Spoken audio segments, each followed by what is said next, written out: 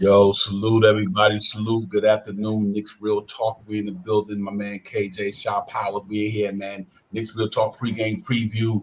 Knicks about to capture the Raptors at MSG at 7 o'clock. Last game of the season, fellas. Oh man, it seems like we hate to see it go, man. Real talk, but gotta end sometime. But I'm glad to be in with you guys, man. I got my partners in crime in here with me. We're gonna get a pop in the rest of the day until the game, man. Salute everybody. KJ, what's good, my brother? How you doing? Devon, Shy, salute to y'all. Knicks Real Talk, salute. Hey, this not the tuxedo, but I said, you know what? Last game of the year, I throw a little something nice on for you all. So we here. Let's get through this last game and go forward with it. Yeah, real talk, my man. Child Powers, my brother. What's going on with you? Shy being in a minute, man. But yeah, man, I'm glad to Yeah. be here, man. I'm glad to be with the family. Nick, real talk. Salute to the chat, Fabian Canal, Keith Turner, everybody, man. Salute to you guys for coming in early. Appreciate y'all, man. But it's the last game of the season, man. Against Toronto Raptors. 82nd game coming up, man. Long season. Peaks and valleys, kind of disappointing, but at the same thing, we see some promising things that the team, young guys looking pretty good here, man. Got the future look pretty bright in New York. I'm really excited about it, man. I really am, man. Let's hope that the Knicks can go out on top today and win this game, man. And hey, to feel good about it. Hope Walt Perry can do something good for us in the draft this year. He can, take a 9th or 10th pick, 11th pick or 12th pick, whatever it be, turn it into a gym like he always do. I'm excited about that. Yo, peace, be civilized, my brother. Salute. Cash out, salute as well. Yeah, I'm excited about it, man. Ain't go we wanted to. We ain't gonna be in the playoffs. We missed the postseason, but you know what? We still got some promising things looking forward. KJ and Shaw Powers. I'm happy as a Knicks fan to know that, you know what, we still got the young energy in the building, man. We got some young guys we're looking forward to going into the season. We just got to see what the front office is going to do. It's going to be a busy year for them this all season. They got a lot of willing and dealing to do, a lot of stuff to think about, who stays, who goes, and all that stuff. So we're going to really see what the front office is made of this year, KJ, and I'm hoping that it works out for the best. Let me tell you something. It's a bittersweet moment for us Knicks fans because, in the beginning of the season, we all knew it was coming to this point. And a lot of us, including myself, we were saying Knicks are going to win 50 games. Vegas had us at 40, 42 wins. We was like, nah, that's not possible. Based on the acquisitions we made and the decisions we made to bring people in here, it was like, man, 50 wins didn't happen. 40 wins didn't happen. So Vegas did win. They won on it. So now I'm very excited about what's to come for this team. The young infrastructure that we all talked about. I'm looking at the season as now and never for the off season. Let's make these new acquisitions happen, and we go from there. Yeah. I'm actually looking forward to it, man. It's going to be a pretty interesting offseason for the fan base, for the organization. What we're going to do with the players we got, who comes, who stays, who goes. Like I said, what draft picks we're going to get. If we're going to do any trades, are we going to stand back and try to see what Tom Thibodeau will do with the team coming back? I know we do need to do a couple of things, man. I do. We need to shake something up. I'm hoping we will. That's my man, Shaw Powers, right there. Shaw Powers was good, brother. Salute, KJ. Salute, Savon. Salute to the chat. Let's get it. Yeah, real talk, man. I'm interested to see, man. I'm excited though, man. Like I said, I try to take the good with the bad. KJ and Shaw Powers with the season. We had some ups and downs, man. But we also got to see some things that's got us looking forward to next year, next season. I think we got a lot of stuff that can be corrected. I think we got a lot of young talent with the emergence of quick Obi Toppin, people like that, and with the bringing in Grimes, Sims, and all these young guys, man. And hopefully Cam Reddish. I think we got a good thing going on, Shot Powder. Let's hope that we can maintain and the guys can get in the all season, master their craft, work on their game, and just get better and come back into the 2022, 23 season and make a leap, make some leaps and bounds, and hopefully RJ come back much better than he was this year. He was better this year. He even come back a little better. And I think we got a good thing on our hand. Yeah, I think next year, especially all the young guys, they're gonna come back hungry. They're gonna be in the gym a lot. I think as soon as this game is over, you might hear them asking for keys to Terrytown so they could go over there and get some practice in and run some team ball together. I'm pretty sure OB, IQ, Grimes, all these young guys are going to get together a whole lot over this off season and really elevate their game and be more prepared for next year. These guys will be in the league for a everyone will be in the league at least 2 years by next year, and they should be ready to move a little forward and make some bigger steps in their careers.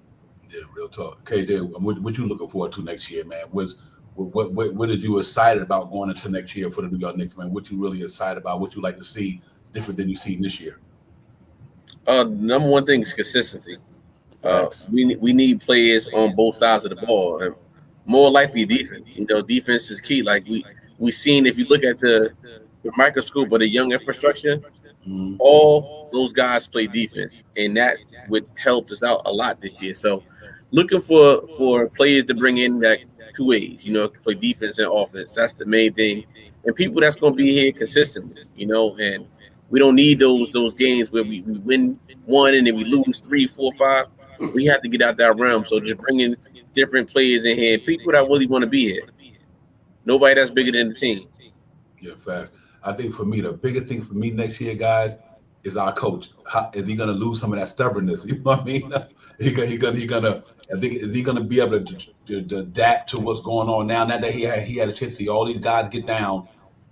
How Ted's gonna adjust next year, knowing that okay, I gotta get this Obi Toppin these minutes. I gotta get Quickly these minutes. I think Quickly starting tonight because of RJ's out, so that's pretty cool to see. But I want to see what Tibbs gonna how he gonna come into the season next year. What's his approach to the game? Is he gonna learn off of the things that he had to do this year and come in here with a different mindset, Shy Powell? Because I think just like the players got to evolve and get better, I think he got to get better as well in certain areas. So maybe he's gonna have enough time over the offseason to say, well, you know what? If I would have did this the one way and did this the other way, maybe might have made a difference in my season. So I think this big year for Tibbs as well to see how his maturation going to be as a coach and what he's going to do to make adjustments to get the team in a better position. Well, I think Tibbs makes a difference. I mean, I think Tibbs will coach difference depending on what players we bring back. I think if we can move on for two players like a Fournier and a Randall, I think the team plays different. So he implements the effect of the team effort a little different. If Randall's not here, Obi's going to be a main focus on the offense next year. If we decide to make IQ the point guard, he is going to be one of the main focuses on the court. One thing I want to say about IQ, Obi said it the best the other night in the interview when he was getting interviewed by I forgot her name so quick, but he said she had asked him a question about IQ, and he said IQ is a leader. Facts. And that was one big thing that I took from everything else that he said. He said he's a leader. So I'm looking for IQ to have a bigger and a brighter year next year. And if we don't have Evan Fournier, then we'll see who's going to be coming off, who's going to be the three or the two of the three. Because if Evan Fournier is not here, then we may have a chance to start Reddish, pushing RJ back into the two and see how that works. So the team could look totally different from next year. And I think with Tibbs having more of the leash effect of the game instead of like Randall, he lets Randall do whatever he wants. Fournier, he puts Fournier in, even if when Fournier some games wasn't shooting as well as he could have stayed on the bench. But without those two players on the court, I think Tibbs runs a totally different offense and more prone to these guys that we have on the court. Yeah, real talk. Hey, KJ, I heard Obi Toppin talking about how him and Julius Randle talk about playing in the lineup together, small ball lineup. If the Knicks lose Mitchell Robinson, and not only KJ and the chat as well, if the Knicks lose Mitchell Robinson, do you do Julius Randle and Obi Toppin and then have Jericho Sims just come off the bench but to back up Julius Randle, throw Julius Randle at the 5, let Obi Toppin start at the 4, and let Jericho Sims back him up? Or do you prefer just to get and see if we can move Randle? Or do you think Randle being at the 5 to start the season and have Jericho Sims backing him up? That way Obi gets to play the 4 out the gate starting. Would you be interested to see something like that, or you think it's best to move on for Julius Randle? Yeah, so it's two things with that. Yeah, it'd be good. A small lineup would be a little bit faster. And then if you do start Obi Toppin in the Julius Randle combination at the 4 and 5, we always talked about a stretch 4, stretch 5 shooting. That problem would be solved. Here goes the other problem.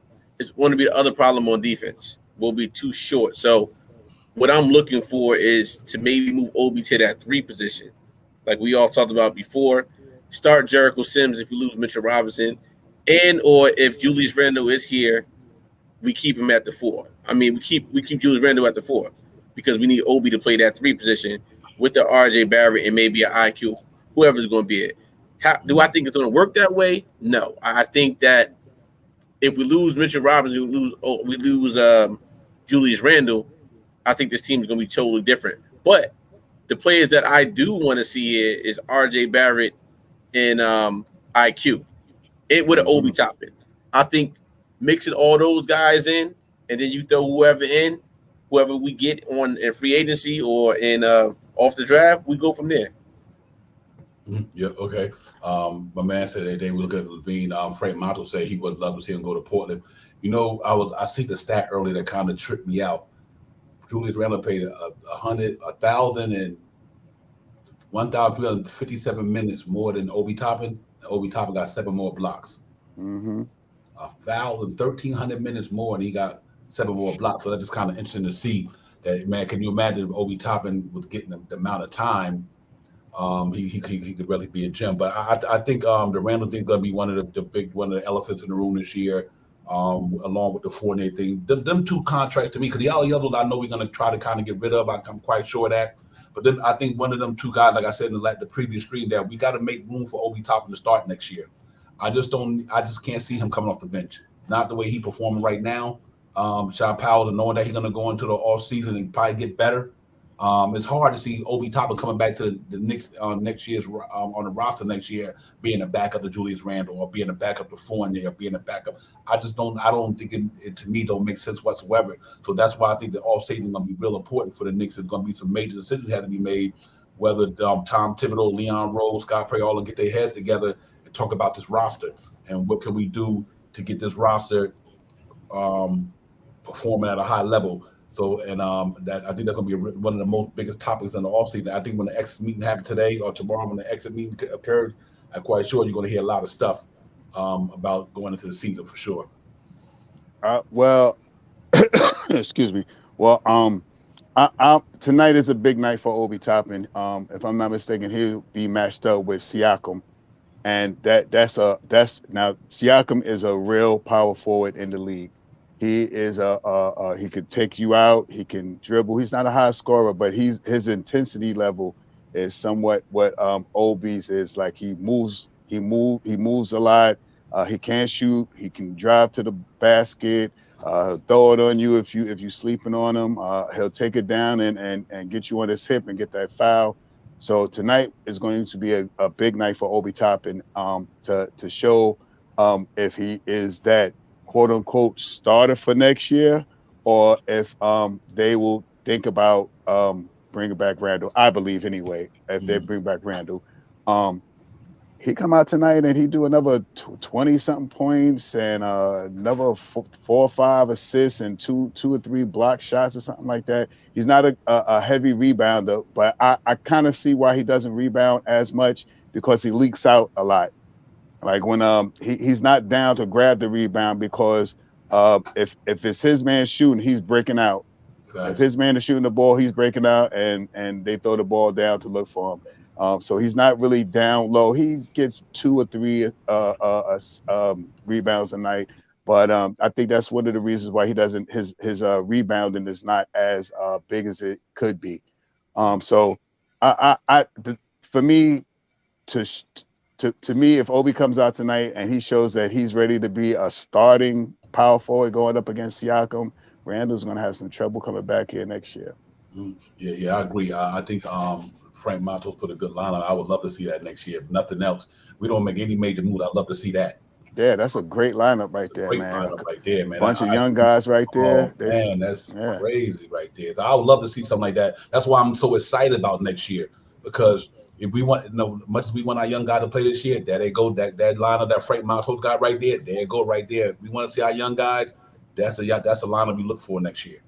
3-point shooter, shoot the three, can shoot the three, can shoot the three. This cat can play defense. He can play defense. He can play defense. He can play defense. Yeah, they all play defense. Yeah, you got and you got about 4 shooters out there too. Athleticism, shooting, defense. I do that in a heartbeat.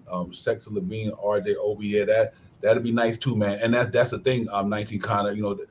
We're gonna be interested to see what they're gonna do with Levine, but you know, and all that. Is he gonna sign out there where he at, or in Chicago, or he gonna go for the bigger? But I think knowing that Chicago they can give him the best contract, he probably knowing that he got the Rosen down there for a while, Lalonzo Ball down there for a while.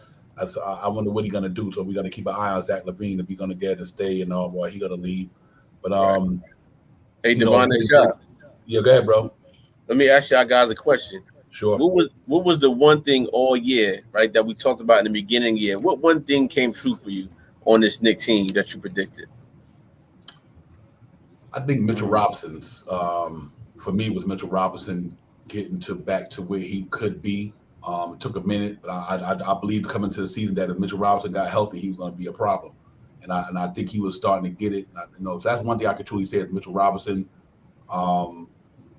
And I think I said Obi Toppin there quickly in their second year would be better than their first year because they had a summer league, they had an off-season train opposed to the year they came to the league when everything was shut down, they couldn't do nothing. So I would say them 3 guys were the biggest one for me.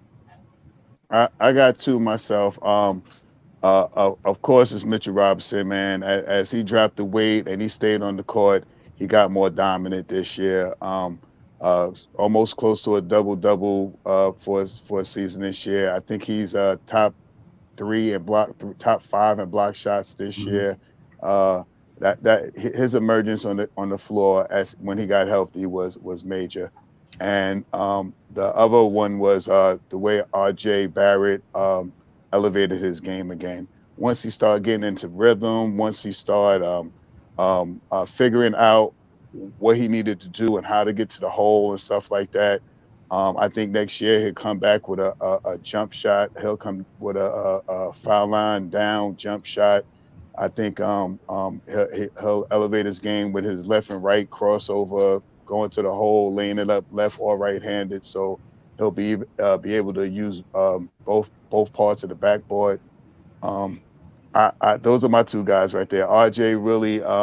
Beginning of the year, he wasn't hot and all that stuff, but the ending of the year, he's a 20-point scorer this year. And he elevated his rebounds and his assists. His efficiency is not where he needs to be, but I think in time, he's still 21. I think he'll learn how to shoot when he think he has a better shot and be better with the jump shot. But those 2 are my guys. Right. What about for you? And for me, it was Deuce McBride. Been seeing it since preseason. Him playing baseline to baseline. We haven't had a guard in years. If we ever had a guard that played baseline to baseline, was one of the biggest things I said. We put this man in the game, regardless if the man is not scoring right away. But the one thing he does provide is defense. And then to me, once we inserted him in games for longer periods of times, the defense and the offense got way better. That was one thing. And another bonus was Evan Fournier. And I know a big part of us was saying, you know, Evan Fournier's defense. Yeah, I've been saying it, but he got better with time. And I kept going for. I said, Evan Fournier, man, let's give him some time, trying to work with him. However, I'm not saying that I would be opposed to if we were to trade him. Come on, yes, we get rid of him. But I just felt like Evan Fournier's game got way better than it was in the beginning. And if he was playing the way he was playing, we might have won another 5 to 10 games and been in the playoffs or playing game right now. Yeah, absolutely. I agree with you. That's what now you see why I'm so disappointed because I like, man, at the beginning of the year, if he would have gave us them points he given us now, we would have been out of the play and we would have been above the play, I think. But let me ask you a question, being that you brought that question up. What did the Knicks do this year unexpected that you liked it and you didn't like for Shot Powers? What did you like that was unexpected? You didn't even think the Knicks was gonna do it. One of them you like and one of them you didn't like. Well, the like was putting Grimes into the starting into rotation into the rotation. That was one of the things that I really appreciated because he got out there. You've seen that he has a shot. He plays hard defense. and he can rebound the ball. So that was one of my likes. One of my dislikes would be not seeing Deuce McBride as much as we could have seen this year. I think when Kimba went down or when Kimba went out for the first time, I believe IQ should have been pushed into the starting unit, and Deuce McBride should have been running that second unit. So for the dislike is not seeing enough of Deuce McBride running that second unit, and for so that's what it is. Yeah, and KJ, for me, real quick. No, go ahead. I'll pick it back. What was your dislike and likes? Yeah. So the unexpected thing was the whole Julius Randle thing. You know, a guy that we just played now, we expect you to lead the way and not just score, but for the leadership role. And I didn't see that, you know, and it's like, damn, like, you know, we needed that. Like, and I just felt like there was no leaders out there. You know, we know there's leaders there, but we can't expect a 21-year-old kid to be the leader of the team. And I just think that it was a lot of controversy with that. And another thing I didn't like was the way Tibbs sometimes sub players in and out when maybe we could have kept Obi Toppin a little bit longer. Facts. Or Deuce McBride. That was the thing. The rotations was just too quick. And we didn't need to bring an Evan Fournier, X, Y, and Z back in.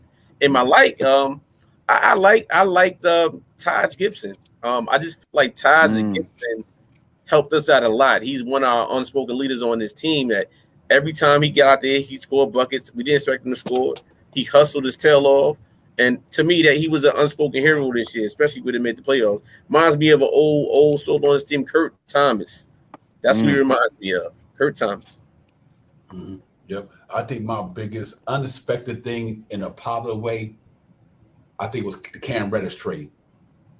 I think that trade triumphed. I did not expect that. Didn't see it coming. Didn't know how I was going to get it. But they getting Cam Reddish, to me, was one of the most unexpected positive things that I see this year. That was a really good deal, man. The move knocked for that guy and a late 21st first round pick, whatever, Charlotte pick, whatever it was, to get Cam Reddish was probably would have been one of my positive, most unexpected things. I think the least favorable thing was it had to be Tibbs and not giving the young guys, especially McBride when what's his name? Kemba Walker took out the rotation. Facts. I think that was the most disappointing thing for me was when that cat took Kemba Walker out the rotation. You did not implement Quentin Grimes. I'm not Quentin Grimes. I'm going to say Gerald McBride. McBride to get them extra minutes early in the season, so he probably would have made a bigger impact later on in the season.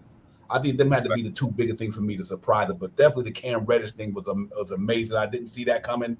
But the way they did it, when they went about it, I got to get a front office credit for that. But I was definitely disappointed in Tibbs not giving Deuce McBride the minutes when my man went down for sure. Do you guys think this team, if say that would have happened, and I know we can't go back into the ball and say yeah, but say 30 games ago, after half point of the season, we saw the rotation that we got right now coming in. Do you think we would have made the playoffs? I do, just due to the fact I think our defense would have been much better, and I think you would have took a lot of pressure off of Julius Randle and Mitchell Robinson up in the front court to have to defend everybody coming in there all the time. And I think it would have made a difference to me because I think Deuce McBride defense is that good, and I think it would allow the Knicks not to spend so much energy on the defense end, where we always Mitchell Robinson always got to leave this man to go chase somebody or pick up some. I think that made a huge difference. That's why, and especially when Mitch was just getting his conditioning back, that's why I think we needed McBride at that time, guys. When we took my man out of that lineup, Deuce McBride should have been in the Knicks rotation, and knowing that you lost Derrick Rose too. I just think that I just think that was a big mistake on right there, man. Real talk. But you know what? I think next year. I hope that's why I said early in the show that hopefully Tibbs he learned just like the players got to learn. Hope he go into the off season and realize the mistakes that he made as a coach. Because nobody's perfect. I get it. B Civilized. I'm glad you put that up there, brother. Because that's the facts right there. I think if Nerlens Noel and D Rose were healthy, we would have got up in there. Oh yeah, man. We missed that. I agree with that. Yep. Great point. I'm 100% with that. Yeah, that made a big difference on that team, man. You lost a defense anchor and you lost 13-14 a game. And caused our point guard situation to had to go to Alex Burks when he could have stayed where he was at and let Quickly and Derrick Rose do their thing. I think that would have been definitely made a big difference. Be civilized. So salute to you. But you know what, man? Them the things that I've seen that we could have improved on. But overall, though, we got to see some good things. We got to see some good things. We got to see the emergence of these young boys. We got to see the emergence of R.J. Barrett. And I'm looking forward to what he's gonna do next year. I think he really want to be that guy here. Let's see how his off season goes. You know what I mean? If he going to do what he's been doing for the first 3 years, I think he comes back a better player because I just think that's who he is. So I'm looking forward to that. Seeing what his maturation is gonna be. I'm hoping that Deuce McBride forces the Knicks organization hand. If he going to summer league, if he going to the off season to tear it up, he's gonna force Tibbs' hand. You know what I mean? Him and because Quickly already did it. Obi doing it. I love to see these young guys making Tibbs think about, your how do I say your love for the vets, because it shouldn't be about the love for the vets. It should be about what fits for the team. And I had to learn that through the year. And I defended Tibbs a lot of times on the stream. Y'all know I did.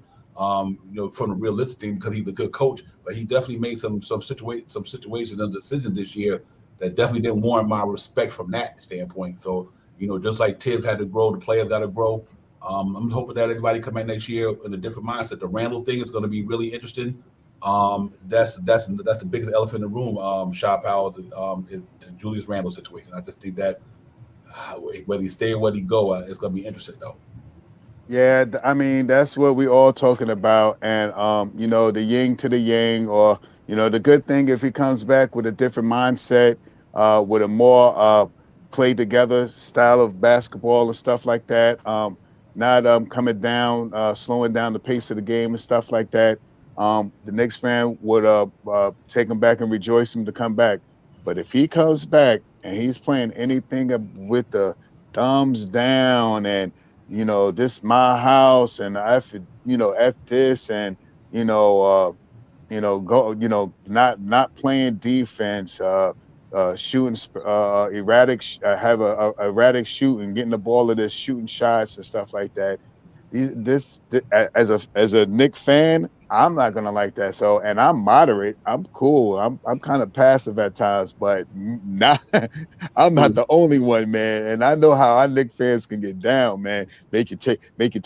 Change your whole IG and erase everybody off of your page and all that stuff because it won't stop. If you look at anything on the internet, if you look at anything, man, if you go to search for something about Julius Randle, it's more downs than ups right now because of the type of year that he had this year. So if he could come back with a different mindset or something like that, and play like he did maybe 2 years ago with a more into the pace of the game and not slowing the pace down and stuff like that, New York Knicks fans will take him back. But he got a long way to come back from this year to making it to December of next year. I hope the best for him. I hope that they can probably try to move into another situation, man, to make it easier for him and the Knicks fans because him staying on the Knicks now, the way the Knicks fans are ripping into him right now, it's not going to be a good year for him next year, man. It's going to put a lot of pressure on him. It's going to put a lot of weight on his shoulders, stuff like that, to want to come out there and perform. And every night that he doesn't perform, man, the Knicks fans going to get on you, man. And what's going to happen this year? He already was, I think, number one in technical fouls this year. He's always chatting with the coaches. He's about number 3 or 4 with the most money that he's paid out this year, almost $200,000. I mean, either way it goes, man, yin to the yang. If he comes back with a better mindset and he plays instead of putting everything on his shoulders and stuff like that, he'll be fine here in New York. But if he doesn't, these Knicks fans are going to eat him alive, man. Yeah.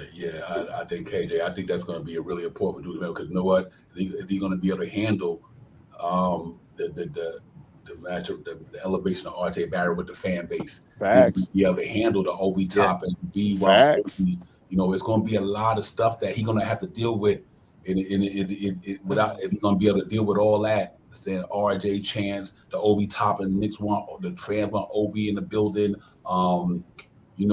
Not being that guy where the ball goes down in the post and blah blah blah. Then you got to do all this stall the ball, stall it. It's a lot of things. He's gonna have to change his mindset a little bit, next year. Because you can't dispute 20-10-5, but at the same time, he's gonna have to also come with a different mindset. You know what I mean? Because like I said, winning cures all. You know what I mean? Julius Randle we're gonna have to win. If we don't win, then Julius Randle will be effective in New York. I think the noise is gonna kill him. So let's hope that he come back with a different mindset as Tibbs, as a lot of these guys come back with a whole different mindset next year and try to get this thing. Because if he ain't ready for it, then to me you move on. And Frank Montos put up something earlier about the Portland Trailblazer thing. I mean, I just wonder for the sake of the Knicks and Julius Randle. It's not about you want Julius Randle to have a successful career. Once the Knicks the man helped us out for 3 years. You don't want them bad, but sometimes you might just. How they say, wear out your welcome, I guess. You might wear out your welcome.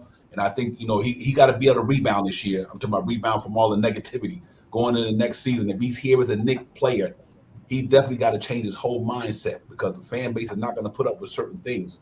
But, we love his talent. We didn't love the theatrics. We didn't love the theatrics, AJ. So I think we're going to have to find a way to fix that mental part of his game. He got to fix going into the next season, the mental part anyway. Right, and we talk. I'm glad we talk about Julius Randle because that's the second best thing. Not only a point guard do we need, we got to talk about this Julius Randle situation because to me, that is the biggest story right there we have going to this offseason with Julius Randle. So we're gonna play a little something right now. Devon, you're Leon Rose, Shy, you're Wild Wild West, and I'm Tibbs. We're having an exit interview. We got Julius Randle in the room. That's our first guy because. We know we got to hear from the head of the snake. We got to hear from him. We got 5 minutes. Okay. Who on World Wide West? You said you're World Wide West. Devon, okay. You're Leon Rose, and I'm Tibbs, and we all in the room. For me, with Julius Randle at the exit meeting, I would sit him down. First of all, let him know we appreciate him for what he did for us. That's the reason why we gave you that contract extension. But fortunately, it didn't go the way we wanted it to go this year. You had some, things that you had to deal with. It kind of, took your mentor, took it in a different direction. So if I'm Leon Rose, I'm like, we want you to be here, but we need you to take another step in your career. We need you to come out, be a stronger leader. We need you to also understand that you play for the New York Knicks and the Knicks fan base. You know what I mean? And our Knicks fans is everything. The reason why we are the Knicks is because of our fans. Without the fans, there's no reason for me to give you a big contract. But we want you to be here, but we also want you to be in a certain state of mind as a leader. You and RJ Barrett is the guys on this team, and we need you guys to lead these young guys to the next level. So go into the off season and just get better mentally and emotionally, physically, and come back a different player and a better player. And let's try to run this thing back. We gave you that 5 years for a reason.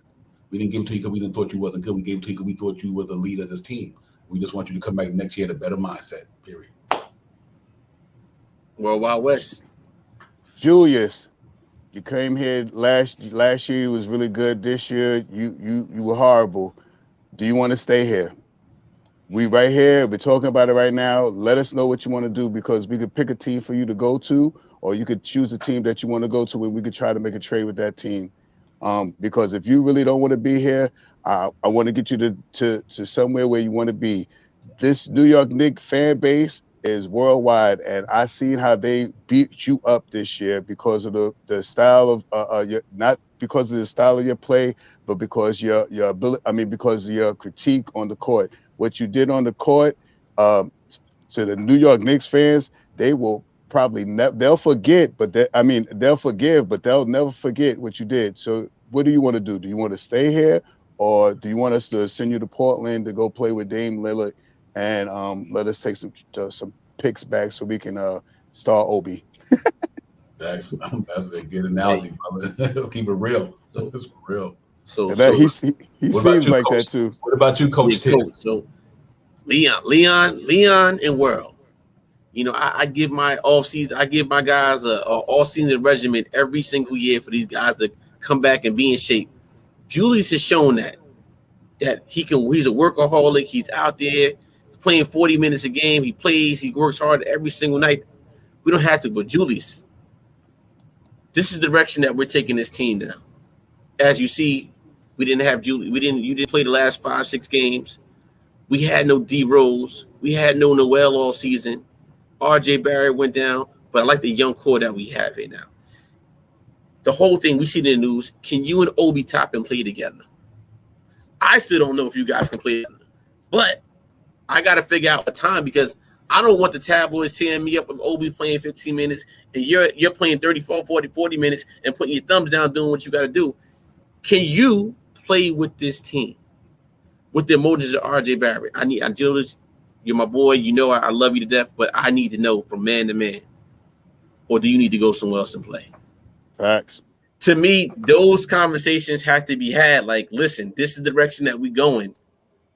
We want you to be part of it, Julius, but we need to understand from you what is the direction do you want to what type of player do you want to be on this team?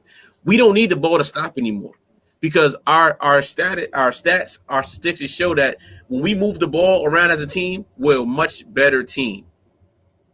We need to know we don't need you to want a double every night. Now we know you can do with assists, right? But are you that type of person for this team? I think you are, but even you talked about a couple months ago about your son coming to the game and upset. But Julius, this is NBA. Everybody has kids. Everybody bringing these kids to the game.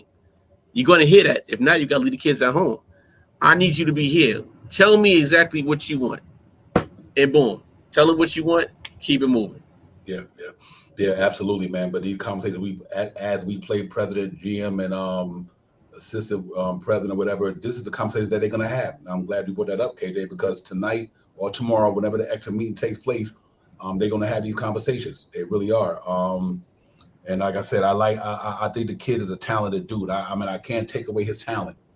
But I also know the Knicks me as Leon Rose as the president of basketball operation, I got to put this team in the best situation to make it work with Randall. And that means bringing in, if you're going to keep him, you got to bring in a point guard who he's going to respect. That's number one. So I got to go out there, me and Scott Perry, got to put our heads together and figure out what we're going to do to make this somebody on his team that he's going to respect to the highest level. You know what I mean? I know he respects these people. I know we respect all the guys as individuals, but do we respect them like I'm the man? None of them guys in that team been here longer than him that's in that starting unit. Like RJ and all of them haven't been here. Randall feel like he is that guy. So do we need to bring in somebody? If we're going to stay the course of where we at, which I hope we go the other way because I like the youngness in our team. And I think but if we stay the course with Julius Randle, I think the Knicks going to have to go out there and get another star player or a star player. I just think it's only right to get a star player if you're going to keep this thing the way it's going. Because I don't think Julius Randle, with all these young guys, will get us far. Because number one, we don't have no closers in there. Nobody had to merge at the closer, I guess, so far. But we need to go get a creme de la creme player who can help close the game, on that level. And we'll see. But I think that's an important thing for me. And that's why I kind of like the way we were talking about with the young guys, with the way they play. There's no pressure on them. You know what I mean? And I still think that the lineup that Frank Monto put up early, quickly, and them guys to make the playoffs. I believe they'll make the play-in. Yeah. I think they'll make it. Quickly, RJ, Mitchell Robinson, Reddish, and RJ. Mm-hmm. Yep, absolutely. I think they can make that happen. Yeah, you're right, Be Civilized. That's where I'm at. We do. We need that guy that they take the pressure off of Randall. Because see, one thing I didn't notice, and this goes back to the first year Randall came here. Randall, for some reason, he's not a closer. The reason why I said that he misses a lot of free throws in the clutch. This is ever since he got here. Remember that guy? I mean, he seemed like that free throw line kills him in a pressure situation. So and that's why I always bring up how we need a guy who can handle that pressure. I think RJ can be that guy once he gets his foul shooting together. Then you know what? With the game on the line, I put the ball in RJ hand because I know he's gonna get down. He's not gonna settle for a jump shot per se. He's gonna take it to the hole and either you foul me or I'm gonna make a bucket instead of just relying on the jump shot. But at the same time, if he do need to pull up a three, he's not scared to do it neither. You know what I mean? So I think that's what I love about RJ as the closer. Once he get to that level, because he's scared, he can go inside, outside with it. Whereas like Julius Randle and Fournier and all Lottie got they settle for jump shots. I mean that you bailing the defense out a lot. RJ Barrett don't bail a defense out. He's gonna try to get downhill. You either foul me, or I'm gonna put this ball in the hole, or if you step back off me, I'm gonna pull up with a tree. So I think once he get that consistent jump shot going, get better at it, because that's what one of his Achilles heels coming out of college was a jump shot. If we work on that jump shot this year, and he can get back to last year when he shot 39% for the 3-point line, then I think I can see somebody like RJ say, "Give me the ball, move out the way, give me the ball, let me do me." And I think he got that more than Randle, because I think he gets downhill better than Randle. And Randle, his dribbling kind of scares me sometimes, where he get a lot of strips. You know, he's spinning in the lane among 3 people, things like that. To me, that's not a good look unless he's gonna kick that ball out to somebody. So I think that's something he got to really work on. But I'm all for moving and keeping him. It doesn't matter to me if they move him. I prefer for them to move him for somebody who can come in there and really help us out, whether it's a point guard or a backup. Let Obi get the reign at the 4 and get a legitimate 4 to back up Obi. Because you got Cam Reddish, you got all these guys here, shot power. So I think that would be idea for me. So, but I'm good either way. I'm not sour on him because of his game, like I always say. I'm just sour on him because of the things that he did. And I think the fan base is not going to do that for 5 years. I just don't think they're going to put up with it for 5 years. That's my only quagmire with this whole thing. I don't think the Knicks fan base is going to put up with Julius Randle if he go in a slump. The boo's going to start raining. We want Obi. That's gonna kill that man's psyche, bro. So I just think that it might be that situation where, you know what, me as Leon Rose, if I was Leon Rose, I would have to say, listen, we did give you the bag, so we did take care of you. You know what I mean? We did do that. So even if you got to move on from him, he can't feel sour because they extended him. You know what I mean? And that's a disappointing thing. As soon as you get that contract, it's just extended. You go into the season, then you kind of. So it's tough, you know what I mean? But we'll see how it goes, man. I think the Knicks young squad is what it is right now. I keep saying the Shop Powers. I think they formulate that team like the Memphis Grizzlies, or they can. I'm just hoping Randle makes the right decision for himself, because even with the coaching staff and everyone, you know, the decision will have to be made with him, and Randle has to be the one that asks himself, man, I got 8 up this year. This New York fan base is rough. If I go to Miami, if I go to Washington, if I go to Philadelphia, if I go to Boston, or maybe not Boston so much, but some of these places that we play at, the contingency of Knicks fans in the arena is big, and let alone on social media. So I just hope Randle can make the smart decision for himself. Do you think you could come back and change the minds of the New York Knicks fan base, or should I get out of here now, save some of my sanity, go start myself somewhere else, and rebuild my mind and my fortitude to go out and play basketball on both ends of the court? Yeah. I can see that a lot wiser. We talked about that earlier, and I think maybe with the more minutes, hopefully Oakley can get the rebound together. But on the scale of 1 to 10, 10 meaning the highest. What's your what scale do you think Randle come back? 10 meaning the highest, he's coming back. 1 meaning the lowest. What do you think on the scale of 1 to 10? What do you think the Knicks are at with Randle coming back? I mean, if you're basing everything on the year that we had this year and the way Randle played this year, I think we're 4 or 5. Okay. And I mean, he wants to play into that unit. He wants to. I remember a couple of games when he was running up the court before IQ could run up the court, and everybody else comes up the court, and he's setting up everybody to make the pass, that initial first pass when you get over the timeline and stuff like that.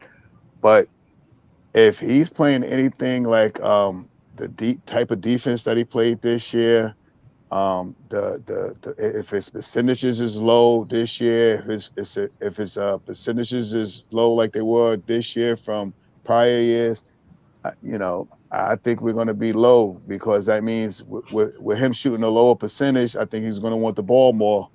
I think he's going to want to get the ball, dribble the ball for 8 seconds, and then pass the ball out to somebody and hope that they can hit the shot. So, if with him with him coming back next year, I think we're 4. Cool. What about you, Sha? I mean, with KJ. Yeah, I think it's a 3. Here's why I think Even I'm going. And the reason why I'm thinking about the business side right now, I think these guys, they're not going to come tell the public like, yeah, we go. The reason why they're not going to tell us is because the business part. They don't want to say this. It puts out a bad message, right? And for the PR for them. Think about it. We got no money right now, right? We shed the contract. We got all these draft picks. Within the next 4, 5, 6 years, we got contracts. We got first round, second round picks galore right now. We got to shred. And guess what? It starts with the head of this thing. That's just Julius Randle, which is the business. He understands it. I think the Knicks go on a whole different. They bring a whole different regime right now because of the emergence of the young infrastructure that we got. Again, we want all these young guys to play, but if we keep some of these guys that's going to clog jam these guys up, these guys like Obi Toppin, they're going to continue to get 10, 15 minutes a game. And now we all saying we want Obi Toppin to play more.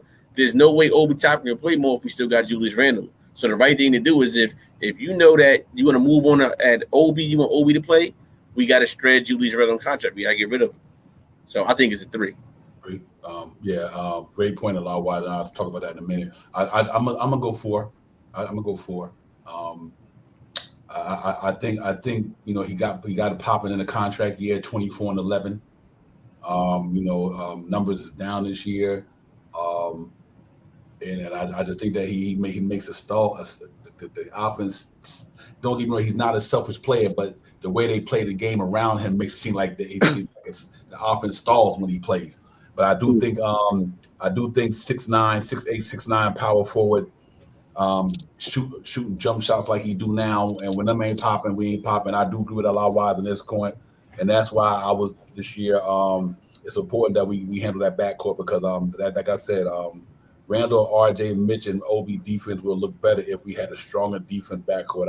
I just was saying that earlier, that these cats get in the lane, man. You putting the pressure on Randall and all these guys. And like I said, and here's the thing about Randall thing, and when I'm gonna move on from Randall, like I said earlier, he played 1,357 minutes more than Obi Toppin.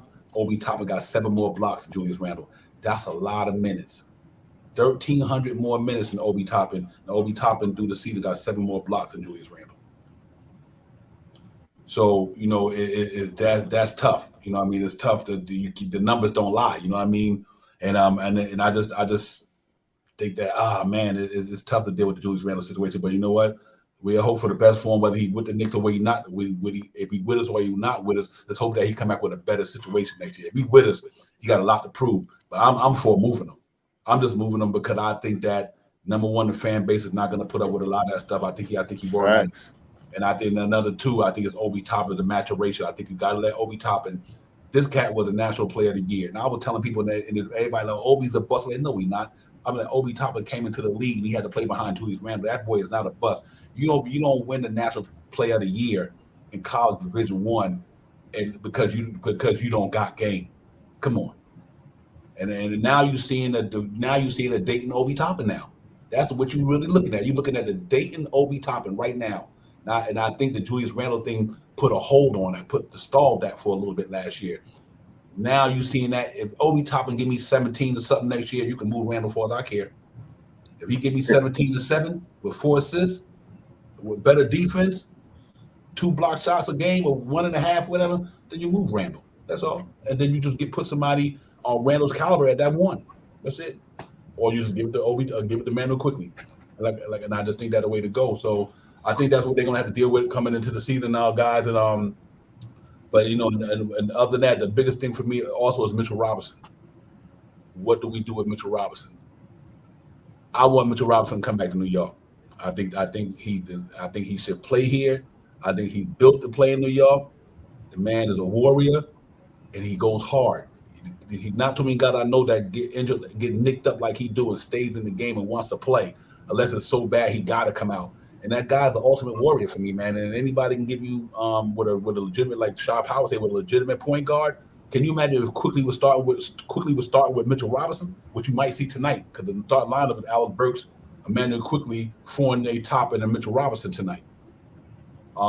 Projected anyway. So if he get to play tonight with Emmanuel Quickly, that means they should move Alex Burks to the 2 and let Quickly be the point guard tonight. Yeah, you will see Mitchell Robinson and Obi Toppin's game change tonight. You know what I mean? I think we got to keep him here. I think he's an important cog in his wheel, man. And I think I don't got no problem giving Mitchell Robinson $15 million. And here's the reason why. The man been playing on $1 million, $1.2 million for 4 years.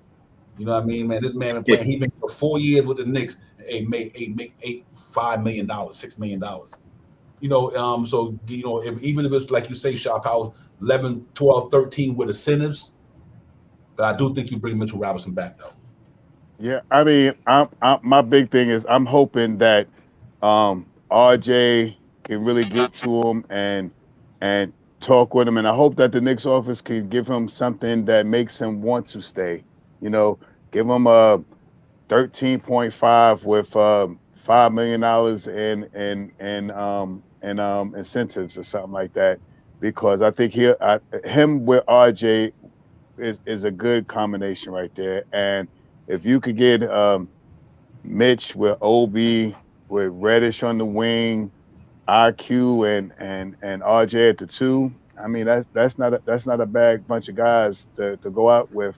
And if you sign those guys to contracts, they'll be here for the next 3 to 5 years. You know, so something like that. You know, something to think about, man. This off season is going to be something incredible, man. And you know, if we can get rid of Randall, I mean, we really don't have to take much back. You know, I mean, we have to, you know, get accommodating pieces. But I think, if I'm not mistaken, if we get some players back, I don't know if we can. We definitely have to sign them. I think we could drop them off the contract. You know, and I think we can, you know, use that money for better picks. And also, we got a couple of picks this year in the draft. You know, our first round pick, and I think we have 2 second round picks this year, and 2 first round picks next year, and about 3 second round picks next year. So if we're not going to use those things right now, man, maybe we can make some big major move and move 2 players with some picks and see what can happen. Yeah, real quick. Just to piggyback on what you said, we got 5, and next year we got 6.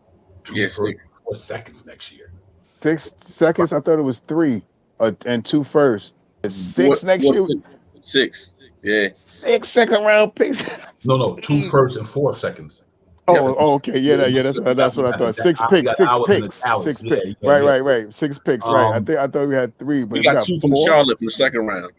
Damn, we got 4. I thought we had 3. We got 4 picks and 2 first rounds. Wow. Appreciate it, God. B said, I said, Siakam out tonight. So what do you think, KJ, on your Mitch? What's your feelings on Mitch? I definitely want to keep him. You salute you, Divine, for bringing it at the beginning of the year. You said Mitchell Robinson. If Mitchell Robinson, if we could pay him $12 million a year, $13 million, we could do it. And he went past his expectations. So absolutely, we keep Mitchell Robinson. Again, and we haven't had a center like that in a long time too. We talk about point guard. How about a center? We all talked about from threes, but guess what? If a guy like what's the guy from Utah, Rudy Gobert, can get that money, why can't Mitchell Robinson do the same thing? And with Mitch Robinson is way more athletic than Rudy Gobert in my eyes, and Mitchell Robinson is only going to get better. And we've seen his journey through the years, so we pay that man. We can keep it. Plus, he has good chemistry with RJ, so absolutely. Facts. And to jump in real quick, Divine, like the yang to it, like I said, the yin is trying to get RJ to get him in, but the yang is Mitchell Robinson has been here and he had a chance here to be in New York and for them to give him a little bit more money, a little bit more of a extension, and they didn't. And what Mitchell Robinson could be a little upset about is they gave Nerlens Noel $10 million. You know what I mean? So that could be something to make Mitch feel a little, a little wounded, a little upset. You could have gave me an extension of $8 million for 3 million years and still gave him and didn't even really have to sign him. But it's neither here nor there, man. I hope that they just hold on to Mitch Robinson. I hope that them giving Nerlens Noel $10 million last year and they give him a extension last year of maybe $8 million or something like that. I hope that doesn't shoot us in the foot and let's go, because everyone's talking about if Mitch leaves, if Mitch goes to Miami, well, what we gonna do? You know what I mean? How much better we gonna do if he goes to Miami, or even if he goes to somewhere like the Mavericks in the West? So, but I mean, who are we gonna get aside from Sims? That's gonna be a 2-year player next year. He still's not gonna. His footwork might get a little bit better, may get way better than it is this year. He may even develop some type of big man moves, a jump hook, a short jump shot or something like that. But he's still going to be only in his second year. He's still going to be susceptible to that up fake, to these vets that give you that up fake that he gets caught up with now. I mean, Mitch Robinson don't get caught up as much as he did in his first year or his second year. So, I mean, who are we going to bring back here to fill our center if we lose Mitch Robinson? Pray Noel does. Right? Yep. We pray Noel does well. We pray Noel comes back. Hey, if that's the case. Yeah, probably, because if that's probably what's going to happen. I mean, I was hoping that we could move on from the Noel deal, but Noel might be here next year. Everybody don't. If we can't sign Mitch, Noel probably going to be the starting center, and Sims is going to come off the bench.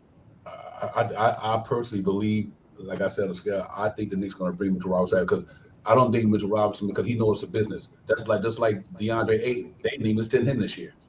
Phoenix didn't even extend that. Same thing, because they said, let me wait till the All-Star. We got time, and they, and they didn't need to extend Mitch necessarily in the season. They got time, and like the Phoenix Suns, DeAndre Ayton was upset because he didn't get the max. What you got? Don't worry about it. You got to play the season out. We got to June or July to give you your money. Yeah. That's what I'm hoping. Yeah. Because it's the nature of the business. Because at the same time, I wouldn't have did it neither. Because you know why? I want to see what you're going to do this year. Let's say if Mitchell Robinson played 40 games this year, then the Knicks would justify not giving him a $15 million extension. But being that he had a relatively healthy year, the Knicks might say, okay, now we see what he could be. Him totally healthy. I think they're going to the offseason. They try to work something out. I think the Knicks know what Mitchell Robinson can do for this team, and I think him and Jericho Sims are the future centers in New York. You got Jericho Sims on a 2-way deal. You can convert that to a full deal, and then won't even cost you a lot of money. So even if you can get Jericho Sims where Mitchell Robinson was playing, he'd be happy. So let's say you get Jericho Sims $3 or $4 million a year for a couple of years. He'd be cool with that. Because he's playing on a 2-way for $400,000 or something. I don't know, whatever. But I think Mitchell Robinson. I think that Noel $10 million become Mitchell Robinson with a couple of more $1 million. That's simple. You giving out $10 million now to somebody who ain't even playing, they ain't even producing. So you might as well get that $10 million to somebody who's playing and producing, and throw a couple of more dollars with it. I don't think it's that easy. I think Nerlens Noel and Kemba Walker's $19 million. He'd be Mitchell Robinson 15 and Jericho Sims $4 million a year. Facts. That's right. I see that. Hey guys, if I was an NBA player, why wouldn't you want to play with the Knicks? The Knicks should give everybody money. Not only we paying him, we paying Kemba Walker to go somewhere and sit down. We still paying his money come off the book soon. What's that my man name? Noah. Yeah. His money come off the book, so we just paying people. So man, if I'm not mistaken, we might still be paying what was the coach from Chicago that came here? Phil Jackson. Phil Jackson. I mean, even though that's different cap money, but I think we still paying some of them coaches we let go. Yeah, Fizdale, I think it was still, you got to Fizdale, something like that. So yeah, but you know what? That's what it is. So you look at, like I said, Mitchell Robinson. I'm definitely with on a scale of 1 to 10. I'm 9. Julius Randle on a scale of 1 to 10. I'm 4. Yeah. Fournier on a scale of 1 to 10. I'm 4. Obviously, Kemba Walker on a scale of 1 to 10, I'm a 1. Nerlens Noel, I'm a 1. Derrick Rose, I'm gonna say 6 because the Tibbs is here. Alex Burks, I'm gonna have to go about a 6 or 7 on Alex Burks because I think you get the young boy. I think he can fit well if you got Quickly and Grimes and Reddish and all the guys playing up. Obi Toppin playing in the starting lineup. I think he's a good heat-seeking missile coming off the second unit with them guys, with him and Jericho Sims and them guys coming off the bench.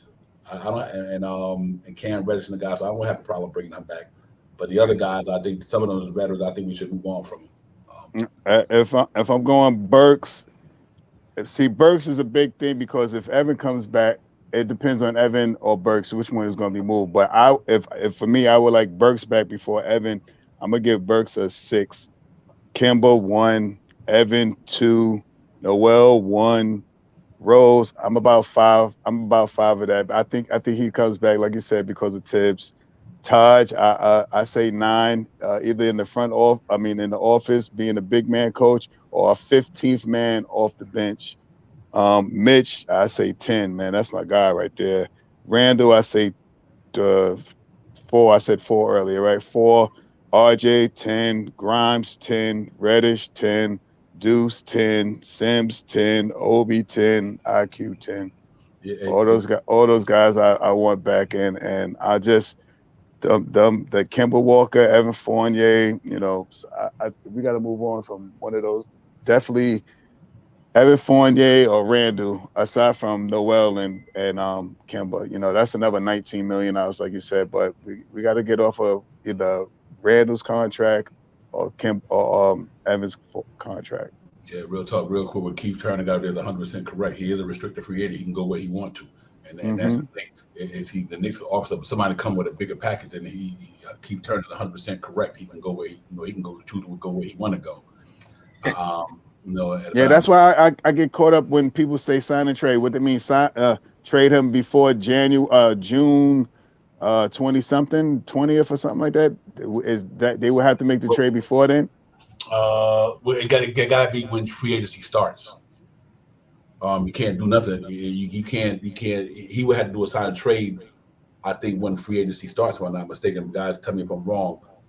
But because he's not officially a free agent yet. The season's not over till July, June 30th. But whenever free agency start, the night before that is when the season is officially over. Okay, all right, I get it now. Okay, so they would have to trade. They would have to trade him before that deadline, that June. Either before or when it starts, because when it starts, he officially becomes a free agent. So yeah, it might be guys. We say yes when free agency starts. Thank you, brother. Appreciate it. Be civilized. When free agency start, they can do the sign and trade thing, and if he's willing to do that, because the Knicks would have to do that. They don't want to lose it for nothing. See, that's why I don't think the Knicks are too concerned, because the Knicks thought they were going to lose him for nothing. They would have extended him. You know what I'm saying? They would say, "Why take a risk on losing for nothing, just to let him walk?" Because you know what you could have got from Mitchell Robinson on the maybe that's why Brock Aller had that deal with the Detroit Pistons. He had a deal out there for Mitchell Robinson, but the Knicks didn't know, because that's telling me right there the Knicks probably want him, because they could have moved him. They had a chance to move him, they didn't. They said we're going to free agency, whether we do a sign and trade, we might be able to get something bigger and better. Who knows? So it's going to be definitely interesting, man. But I hope they can get that. I hope they can find a way to keep him in the fold. I think his defense presence is tough. But other than that, man, them a lot of things they got to deal with this summer, guys. They got a lot of decisions to make in the New York Knicks front office, KJ. And I think it all starts with Mitchell Robinson, Julius Randle. Them are the two biggest things, I think, going into the offseason. The next year is going to be Julius Randle and Mitchell Robinson. I think they got to get that resolved one way or the other. Yeah, absolutely. And we all talk to you blue in the face. We've been saying the same thing over and over. Yeah, we don't know which way they're gonna go, but I'm sitting back in here for the ride. But one thing I want to ask both of you: what was your number one highlight of the year? What was your highlight play? Highlight play of the year. I'm gonna say against the Charlotte Hornets, when Mitchell Robinson was out and he put that ball on the floor, crossed up Mason Plumlee. Yeah, that was one of mine too. That was my biggest play. That's the Mitch that he got that in him. The Knicks got to unleash this dude. That was my biggest play. When Mitchell Robinson crossed Mason Plumlee up at the top of the 3-point line and they crossed over in the middle of the lane and went down there and dunked at him, that's what my biggest play. I was that's the Mitchell Robinson I've been wanting. Then they need to unleash this dude. So I had to go with that one. Yeah, you stole my thunder there. I'm gonna go another one. When Obi Toppin did the first between the legs dunk, going down court. I forgot who he did it against. He came down and he did the first in between his legs and he dunked it. I think that could be one of my big highlights there. But that Mitchell Robinson was my unadulterated number one. RJ had one too. He had the bank off the yeah, glass and what the game. the one off the glass. That was a big one too. That was the one that's the game, right? Yeah, so Mhm. I'm going all the way in preseason. We were playing Indiana Pacers. And Obi finally showed what he could do on the post. He crossed somebody up, he spun him two ways, and he tapped it over Sabonis when he was there. But the move was crazy. We never seen Obi Toppin do a move like that. And it happened in the preseason game against the Indiana Pacers. So for me, that was one of the biggest things that I highlights that I like to see, even though it was the preseason, but it was some more, but that one in particular for Obi Toppin, it showed us what he can do. And this is why Obi Toppin will be the starting power forward next year for the New York Knicks. Yeah, real talk. Yo, salute to the chat, man. Y'all want y'all to holler at my boy Stafford Don, man. Y'all already know this. Stafford, salute my brother. Blanche Tears in the building with us, man. Knicks NBA 1-on-1. Y'all go make sure y'all got to check out my man Stafford Don and my man Soul Finger number 12. They got it popping on Sunday down there as well, man. They should be on and everything. But salute to the chat as well, everybody up in there, man. You're right. He going to the highest bidder. Ray Analogy said that could be the case. Yeah. Could be the case. So I'm hoping that they get it resolved. But it's good to know that you got a young man like Jericho Sims coming down the pipeline. He ain't Mitchell Robinson yet. You know what I mean? Mitchell Robinson is a different monster in the NBA, man. Anybody 7 foot like that can jump the way he do, alter shots the way he do, and offers rebound like no other. But that's why I'm hoping that he can stay aboard. But I think him and Jericho Sims for the next 4 years. Jericho Sims and Mitchell Robinson for the next 4 years with the New York Knicks at the front court be a problem in the NBA because you got two cats that offers rebound, they got athleticism, they flyers. You get quickly in there with them boys to throw them alley oops to them boys every now and then.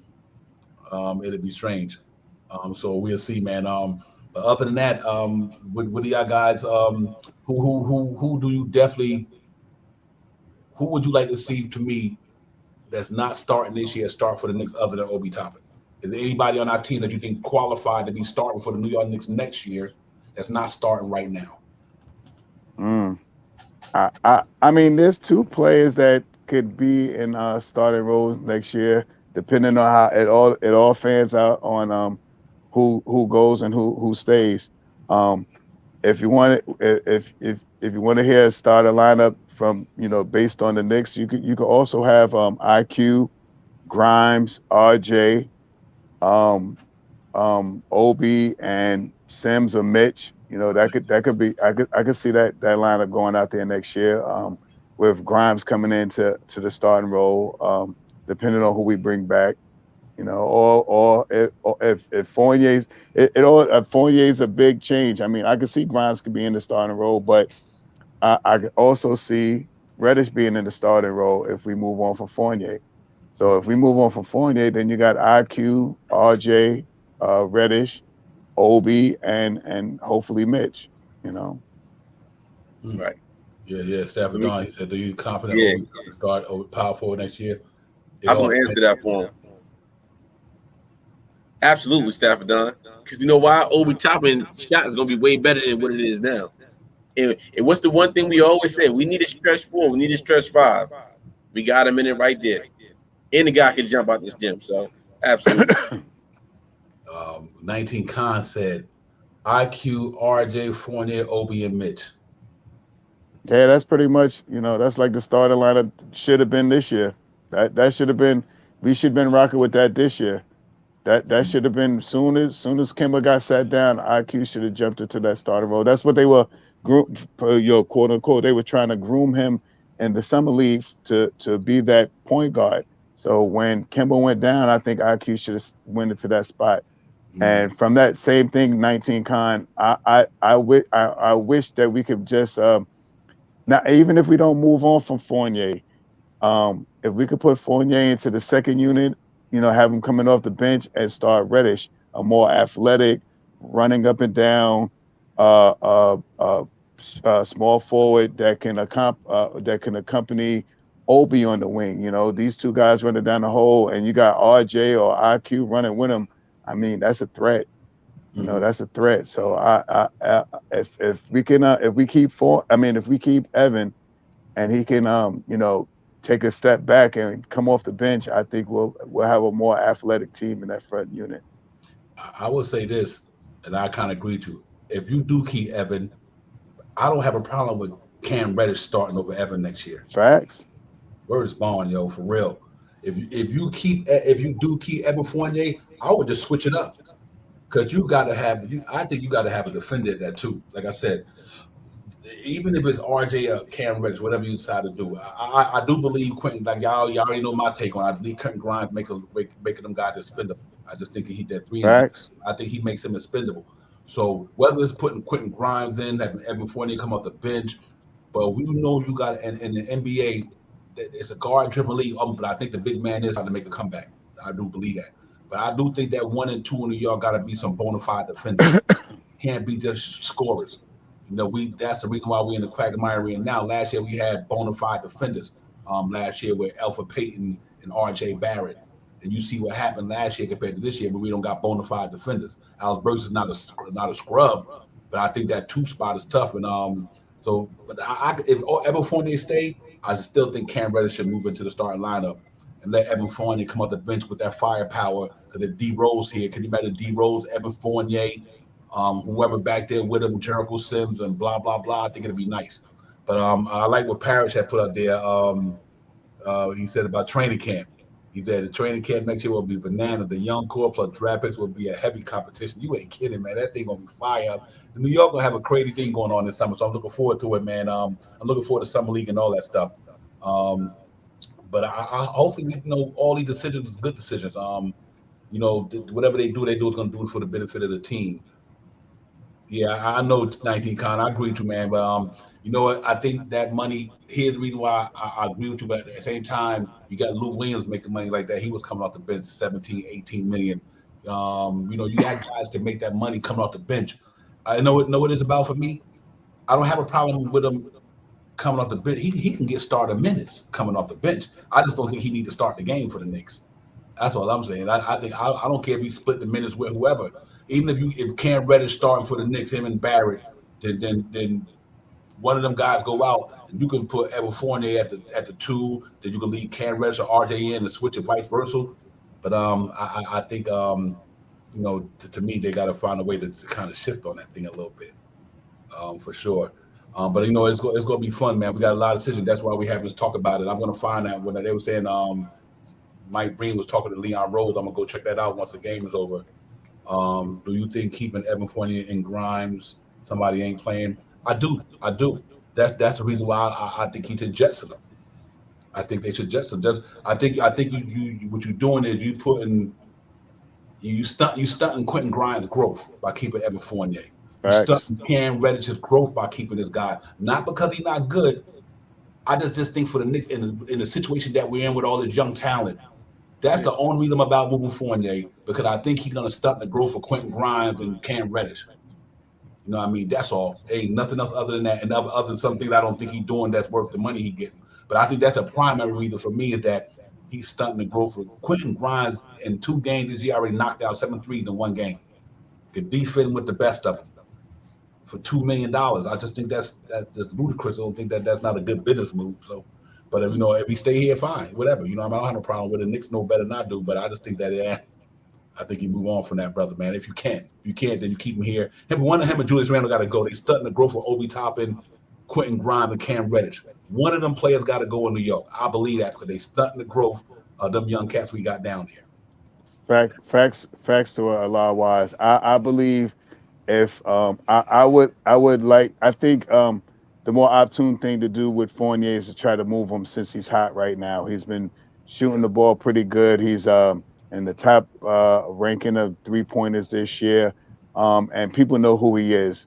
So if we could put a package together to move Fournier and keep Burks, I would be Yes. I would like to see that too. I think Burks comes back this year. I think Tibbs likes Burks.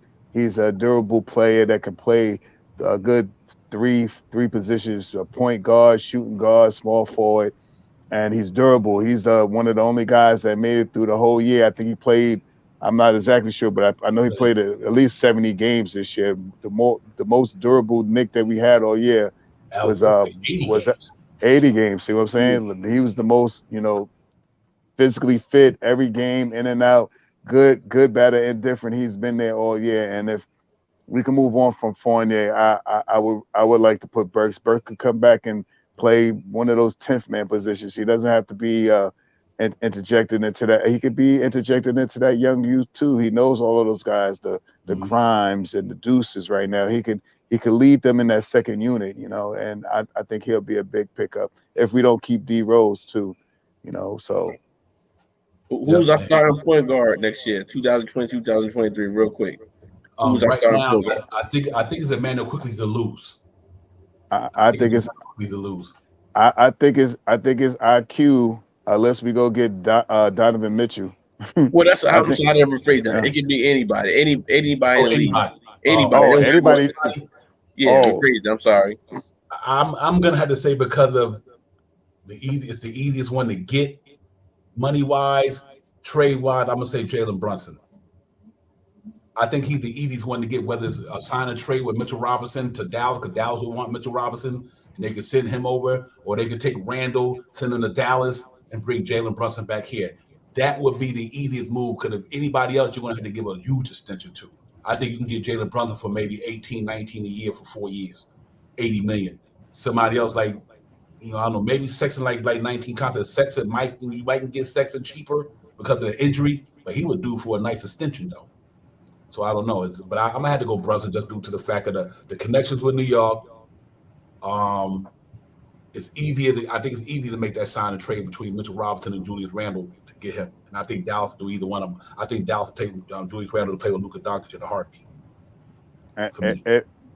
If it's me in the front, I mean, if I'm like you said, Worldwide West or one of these guys, I'm shooting everything out. If we look at point guard, I'm shooting everything to try to get DeAndre Murray.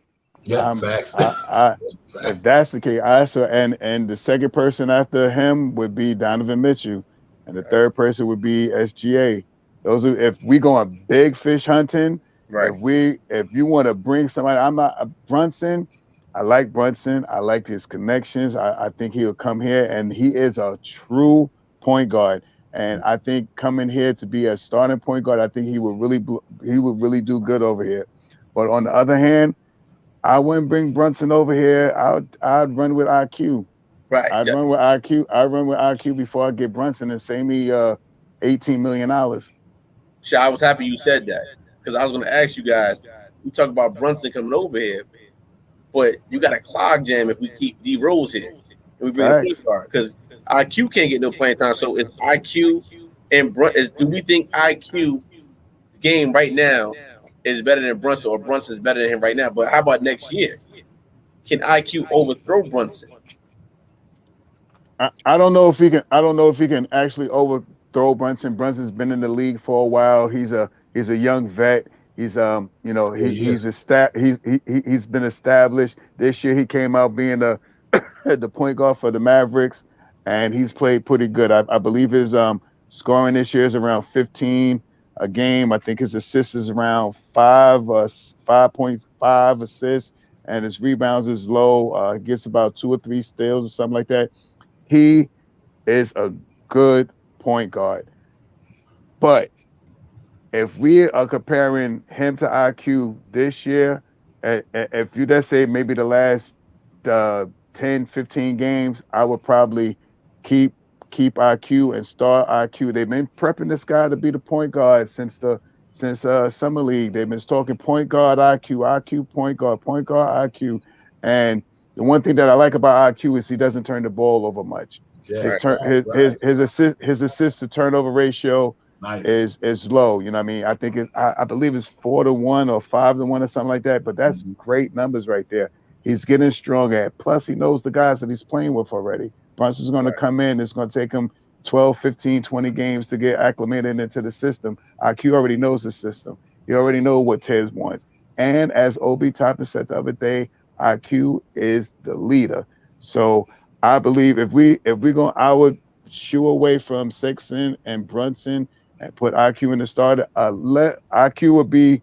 He might not be here if if we go get Murray, Mitchell, or SGA. If we get any of them, IQ ain't gonna be here. So that's what I got to say about that. Yeah, like I said, you did ask. KJ's question was not who you want, who you think would be here. Now you know. Yeah, that was if you know who I want, Monte Mary. Okay, my bad. I'm trying to make sure we good. So he said, yeah, IQ. Yeah, but I think IQ he got about the third highest, fourth highest PER on the team this year. He's been doing this thing, man. His numbers is pretty good, and I think a full season of IQ going to be pretty special. I think once he go in the off season and develop his game and get better. A Silver Surfer. That's true. I'm happy. Leon said he's going young. If he said that, I'm happy. Serious. Yeah. We got a nice young core down there, man. You got 10 legitimate young players down there, man. I do think Keith Turner, I do root too far at the money wise, but I'm thinking maybe they'll throw something in there with the Brunson trade. Obviously, we know the money is a little bit different because Julius Randle making 23 next year. You're going to try to sign Brunson for maybe 19, 23. So I think send Frank Ntilikina back with him. I don't care. Whatever. So, but hey, check it out. Hey, be civilized. You see that trade you got up right there? Hold up. Let me make sure I can be civilized on this one. Hey, be civil. Look, I will sign Mitchell for Jonas. Here's what I want with that trade. You throw Randall in there with Mitchell Robinson. You throw my man, what's his name? Zion Williamson with Valanciunas, and we send you 3 more picks and another player. So I would sign Mitch and trade him for Jonas. I had that same trade, but the only thing that was different with me was Mitch and Randall for Valanciunas, Zion Williamson, but you also throwing 3 picks to get that deal done.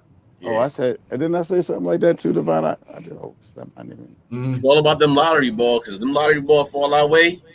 Let me tell you, we getting that top 5.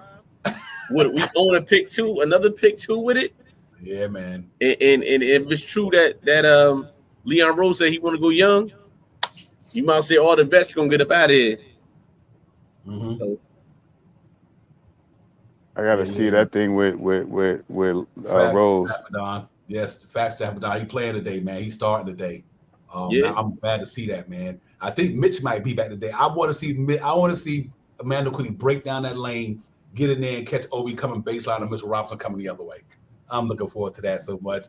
But I'm glad. We got a lot of interesting. But I'm happy to hear what Silver Surfer said. If Leon say he's going young, then that's that Zion Williamson trade waiting to happen. So, I mean, I wouldn't be surprised to see that either, man. I wouldn't be surprised. And don't be surprised Knicks trade up and get that point guard that's coming out from Duke. What? Yeah, Ivy. Don't be surprised. Don't be surprised they trade up, get that Ivy, bring him over here with Reddish and RJ, him at the point, and Zion will be here soon. Yeah, man. You know what? The good thing about it though, we got a chance to make some good noise. But if we staying true to power with that young lineup, I'm good, man. Like I said, Obi. I mean, even if you start quickly, like I said, I still think quickly RJ, Grimes, Reddish, Obi, and Mitchell Robinson is a playoff team. I still think they are. I think you got athleticism, defense, 3-point shooting. I don't got a problem with them young boys, man. Let's make it happen. Let's make it happen, man. But if you, like I said, you can move Julius Randle and all them guys with Zion and blah blah blah. That would be nasty to me. I mean, oh my God. And listen, I'm a Tar Heel fan, but I respect that Duke 3 on the Knicks in a heartbeat. You know what I mean? Zion Williamson, Cam Reddish, and RJ Barrett. I'm a Tar Heel dude, but I respect them 3. You know I like that 19 Khan got up there at the end right there, Devon and Shaw. That ain't happening. That's nice though, but Ingram, I love to get Ingram here. Sheesh. Hey, there you go. My man Silver Supper. Thank you, my brother. I got somebody support me. Fournier got 20 million. He's not better than Quentin Grimes right now. He's not. I'm trying to tell you. He ain't better than Quentin Grimes. Quentin Grimes is Allen Houston with defense. Let me tell y'all what this is. Quentin Grimes is going to be an Allen Houston with defense, bro. Sniper, and gonna lock you up at the point at the 2 guard spot. Yeah, man, that's what it is. That's why I said they got to move some of these contracts. I just think they got it. He said, Stafford Don said Ivy, that he's nice. I mean, two guard Johnny Davis. I'm like, oh my God, it's crazy. Yeah, Strapper said he's not. I mean, yeah, you're right. Ivy's really not. He's a guard, but Mitchell, Donovan Mitchell is really not a point guard. But if we got if we got Mitchell here, I believe he'll play the point guard position, and then RJ will be two. I think so. Hey, Shot Powers, if you get Donovan Mitchell, a real talk for me, I would start IQ. I think Donovan Mitchell takes the pressure off of IQ. Oh, I hear what you're saying. You know what I mean? Yeah, I feel you. Let Adam quickly play the one. Donovan Mitchell play the two. And Randall. I mean, there's so many. Yeah, that combination worked too. Yeah, do you think about it? Who we got coming off the bench? Cam Reddish, McBride, Grimes, Cam Reddish, somebody, and Jericho Sims. A stretch four. I don't know if we can get the dude from Auburn, Smith. I mean, the young core would be crazy, man. But man, maybe Alec Burke. Yeah, Alec Burke. Right, Alec Burke. You can move Cam Reddish to a backup small four. I'm a power forward. I think he got enough body and enough skill to jump ability to play the small. Yeah, I mean that's what he did. It's a lot of ways to go. But I do think we got a nice thing down there, man. I'm gonna salute it, man. But I know the game's starting in 3 minutes. But we'll be back on tomorrow night with the exit show, man. So we're gonna get it popping. Hopefully we go down there and let Toronto know. I want to see the young guy let Toronto know we coming here to play. We coming here to play next year. I think the New York Knicks young core are gonna be ready in the off season. They're gonna go to training camp before training camp. I meant to say they're gonna go into summer league, go into the off season. Watch Obi Toppin in the off season. You think he's something now? It's gonna be crazy. It's gonna be crazy. And be nice, kid. I'm not starting. Okay, I got you. But I thought it would be interesting because it takes the pressure. You know what I mean? You don't want to put the pressure on him as a young point guard, third year in the league. I thought having somebody like him, RJ, and maybe somebody else to take the pressure off of Quickly. That's the only reason I really would like it, because I think Quickly he can get downhill, and I think Donovan Mitchell he got a pretty good 3-point game. He can get downhill. RJ can get downhill. Obi can definitely use a Quickly. Obi need a Quickly. Somebody who can throw that ball to him in a certain spot. So I think it would be interesting, though. But you're right. It is a small backcourt, D-Nice. You're 100% right on that, brother. Real talk. But listen, man, we're going to get out of here, man. Great to chat on fire, man. That's what it is. We appreciate y'all. And before we do it, man, let me let this ticket out here, man. I forgot to put up there. I apologize. But what it says, thank you to each and everyone who made it possible. The season, special thanks to my partners in crime, Shot and KJ, the chat, all subscribers, and to the Knicks Real Talk supporters, and all the content creators. It's Real Talk. That's right there. That's what we do. Salute to all you guys, man. We had been fun this year. Knicks didn't get to what we wanted to go to, but that's right. We live to fight another year. They'll be back more strong and better, I think, next year. I think the front office got a lot of decisions they got to make. Hopefully we making some for them in the chat and everything. But to all you guys out there, man, we appreciate y'all. Real talk, man. And my partner in the crime, my brother from another mother. I can't say enough about you two. So y'all know how we do. But we be back tomorrow night with the exit meeting, post-game show, Knicks Real Talk follow-up. We get it popping. And let me get some word from my brothers, man, if we can get into this game. Score tonight. I think it's gonna be a low-scoring game. I don't think they're gonna go crazy. This guy ain't playing. Let's do 101 to 97. New York Knicks. Hey, for me, we put on a show last night. 82 games is here. Young boys want to come back. We going high again. We going 125 to 105. New York Knicks. And guess what we do tonight, guys? We break the 3-point NBA record tonight. We make it happen tonight. Just shoot everything for 3. Shoot everything. Hey, I'm gonna go to Knicks tonight. 110, 100. Emmanuel Quickly and Obi Toppin both scored 20 tonight. Mitchell Robinson to be starting tonight, what they might be. I think Mitchell Robinson walks out there tonight with a double-double on his last game of the season with 4 block shots. He's going to go 12 and 14 with 4 block shots. Emmanuel Quickly and Obi Toppin double-double and that's what it do. So I think, but I comment said 134, 117. I said the same thing. I'm with it. It might not be no defense today. Siakam ain't playing tonight. It might be some big blowout somewhere around there. You're right. Yeah, real talk, man. Salute to the chat, man. Everybody, man, you know what it is, man. The chat, most powerful chat in the world, man. 19 Con, B Civilized, Stafford, Don, D Nice, Silver Surfer, Parish. Everybody, man. Let me get y'all Tim Smith. You know what it is, man. Salute to everybody. B Civilized, D Nice, Keith Turner. You know, peace of the God, Allah wise, man. Get it popping, yo. Nick's about to go in there and do it. 19 Con, like I said, Canal, my brother. Salute to you. Everybody, man, thank y'all for the wonderful season, man. It's been fun. It really had big task, my man. Tim Smith, Frank Matos, Ray Analogy. Salute to you. I appreciate you as well, man. You know, everybody, man. Y'all guys is the best, man. Y'all cats really get it popping there, man. You're some wise, intelligent brothers up in there and sisters as well. And y'all guys, Agent Super Argo, my brother, salute to you as well. Yep, man. I don't want to make sure I leave nobody out. But let's go get it, Knicks. Let's go ahead and get these cats some business, man, and go out on a high note tonight. Will, my man, Will, Colorado, want to build a salute, Will. Let's keep it going, man. Fabian, my man, salute. Cash out, James, salute. You know, we already got D-Ross and everybody, but you cats is all right, man. Thank y'all for everything, man. Let's go get it popping, New York Knicks. King Ribby, salute. Let's salute, man. And like I said, let go another one. Thank you, everybody. YT. Yeah, everybody. Yeah, real talk. And all the way who not in, I didn't get your names. My man,